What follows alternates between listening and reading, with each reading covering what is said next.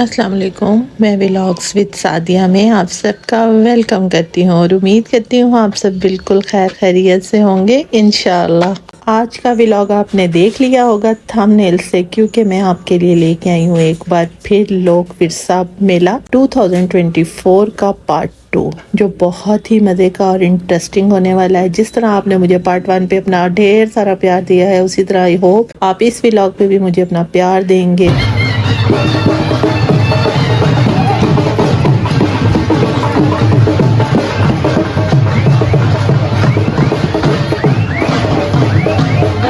और यहाँ पे आप देख सकते हैं जी, ऊंट का रक्स हो रहा था। बहुत ही खूबसूरत नज़ारे थे, बहुत ही प्यारा लग रहा था। हर चीज़, हर सूबे को ना अलग-अलग सब ने अपने अपने स्टेज लगाए हुए थे, अपनी अपनी परफॉर्मेंस दिखा रहे थे, अपनी अपनी रवायती चीज़ें दिखा रहे थे। बहुत ही अच्छा लग रहा था। इस सकाफती लोक विरसा जो है ये हमारा सासा है। यहाँ पर जाकर यकीन करे बहुत सी ऐसी चीज़ें थी जो मुझे भी नहीं पता थी, क्योंकि मैं शहर में पैदा हुई, यहीं पे जवान हुई, शादी होगी। ये चीज़ें मैंने लाइफ में नहीं देखी थी, बुक्स में पढ़ा था और देखा था। और यहाँ पर देख लें जी, ये बाकायदा से वो बना रही थी एक चादर, और मुझे बहुत ही अच्छा लगा है। मैंने अपने हस्बैंड से पूछा ये क्या है, तो वो कहते हैं इसे खड्डी कहते हैं, इस पे कपड़ा बनता है। और इन आंटी को मैं देख रही थी, इतनी मेहनत के साथ। आप देख सकते हैं कि इन्होंने नीचे ना एक गड़ा बनाया था, उसमें पाँव की हेल्प से भी ये कुछ कर रही थी, और मुख्तलिफ नलकियां जो ये यूज कर रही थी उनको ऐसे ये धागे में से गुजार रही थी। एक इनका हेल्पर लड़का था जो ऊपर के धागों को एडजस्ट कर रहा था। बहुत ही मेहनत वाला काम था। यकीन करें मैं यहाँ काफी देर खड़ी रही, लेकिन मुझे समझ नहीं आई कि ये किस तरह इतनी मेहनत से, इतनी खूबसूरती से ना ये इस चादर को रेडी कर रही थी।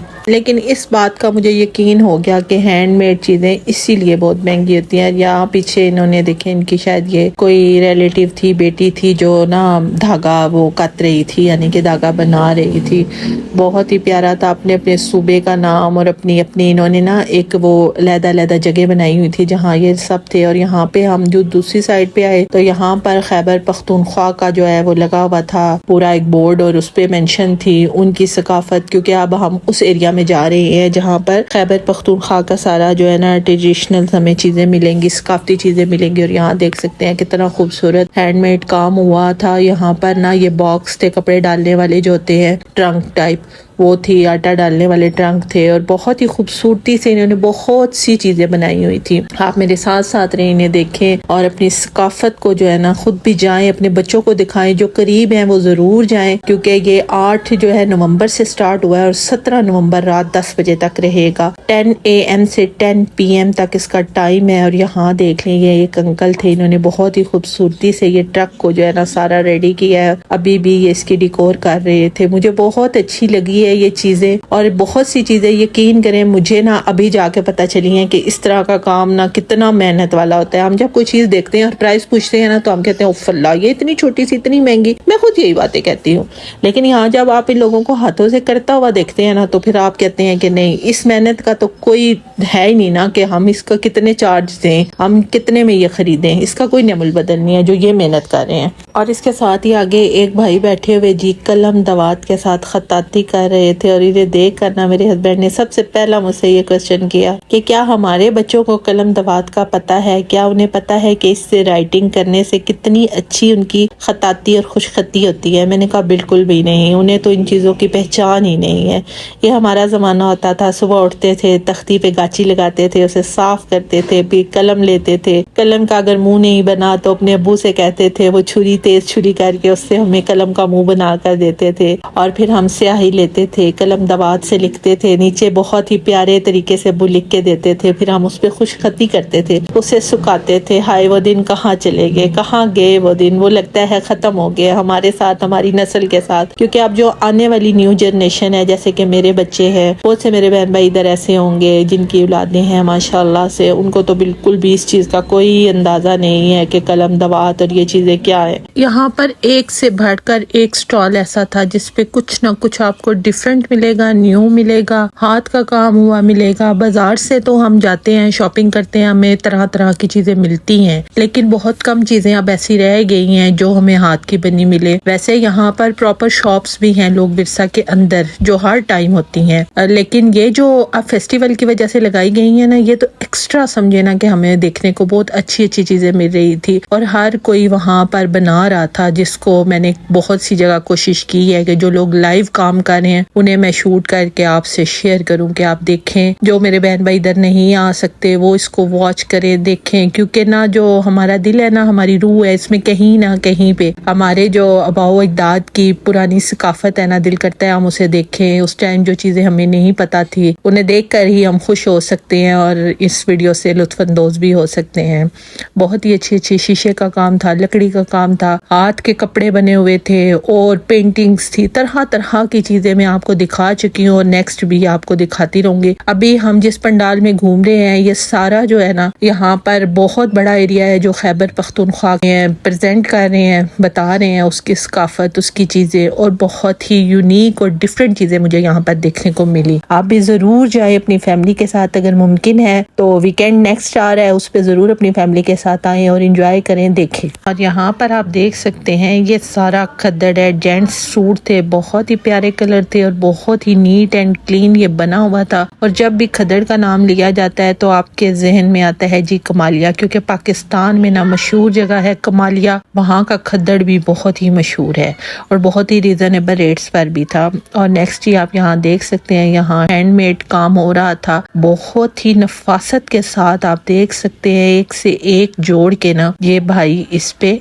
ठप्पा लगा रहे थे और ये वो कह रहे थे कि ये वो उतरने वाला बाजी ठप्पा नहीं है, बहुत ही मजबूत है, जिस तरह मर्जी आप इसे वॉश करें इसकी गारंटी है। और मैं तो उनके हाथों को देख रही थी कि कितनी नफासत के साथ ना और एक तरतीब के साथ वो काम कर रहे थे। वो बड़े बड़े कहते हैं ना, जिसका काम उसी को साजे, और प्रैक्टिस जो है ना वो इंसान को एक्सपर्ट बना देती है।